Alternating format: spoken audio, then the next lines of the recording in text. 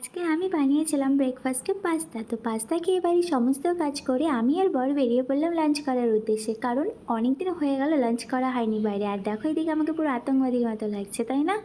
তারপর তন্দুরি নাড় চলে এসেছি লাঞ্চ করার জন্য। আর এদিকে বর এসে অর্ডার করে দিয়েছে ভেজ বিরিয়ানি আর চানা মশলা। তো এদিকে লাঞ্চ কমপ্লিট করে আমরা মার্কেটে চলে গেলাম, কারণ মার্কেটে আমার কিছু কেনার ছিল সেজন্য। আর আজকে প্রচণ্ড গরম দিয়েছে, দেখো রোদের প্রচণ্ড তাপ। তারপর মার্কেট যাওয়ার সময় রাস্তার ধারে দেখি একটা কাকু আখের রস বিক্রি করছিল। তারপর বরকে বললাম যে একটু দাঁড়াও, চলো আখের রস খাই।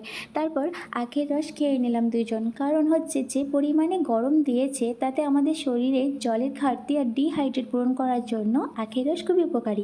তাছাড়াও এই গরম দিনে আখের রস, ডাবের জল, লেবুর শরবত এসব খুবই উপকারী আমাদের শরীরের জন্য।